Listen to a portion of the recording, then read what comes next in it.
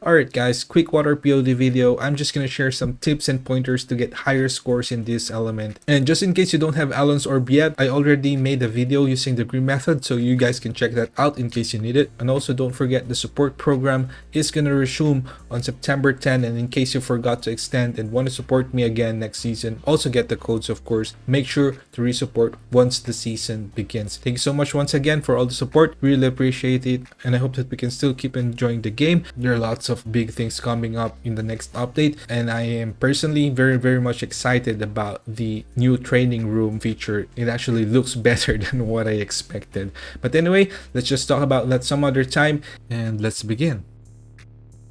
Now, one of the biggest difference makers here in this element, and actually for the other elements too, is the number of breaks that you can actually do in a single run. For example, in my case, 40 billion plus means I managed to get an extra break with full rotation. And if I fail that, and I usually fail most of the time, I will be below 40 billion for sure. So how do you actually get more breaks? First is cooldown management, and one of the things that you should really avoid is to have your skills just sitting there available during downtime. Here, I was able to use them right before the untargetable phase, which is fine because they would not be available anyway for the next few seconds to deal damage. So this is the ideal scenario in most cases. Secondly, like I always mention, is canceling the flight before the 3-minute mark. You can either break it as soon as possible to save a couple of seconds, and of course to use up all your skills before it flies away,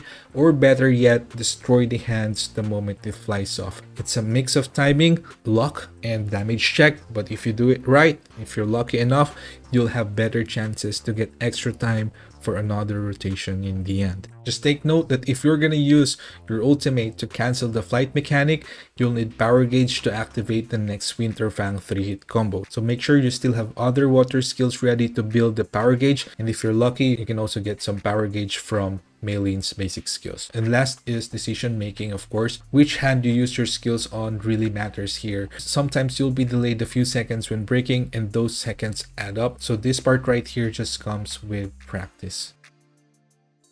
So when it comes to breaking the hands, you can always use sequenced explosions to break. It has a fast cooldown and is usually ready even if you use it to break the hands. Water kick is also good for dealing damage before a break, but it has a longer cooldown, so just don't use it as the last hit and make sure it's ready during the break state. And when it comes to using Winter Fang, don't use it on the second hand because it's part of your main rotation for the head debuff and you want it available immediately. Remember, A3 Alon's Orb debuff is inflicted through water weapon skills. That's why you would need to be able to cast it right away. For the first hand, it's usually okay, just don't break the hands too fast so that it will be available on the next break.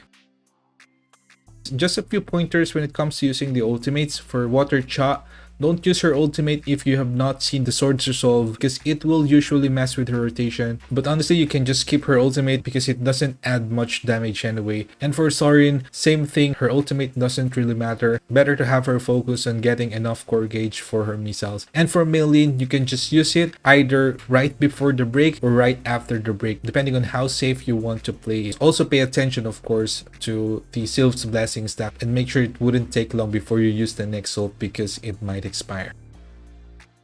Now when it comes to the stats, for Jinwoo, you need at least 200 int to activate the orb's passive, and 21,021 precision will give you to 95% versus level 100 monsters, and the last 5% will come from the orb. The rest goes to strength. For substats, just balance it out. 230 30 is good, or 190 25 25, whatever you have. Crit rate around 8k to 10k is already enough. For Chahain, same thing, just make sure she has the highest attack among your hunters, including dimensional advancements, because that's where Maylene's weapon buff goes. For Sorin, just the same thing, you can just balance it out or maybe slightly favor damage increase a bit, and for Maylene, just the standard support stats.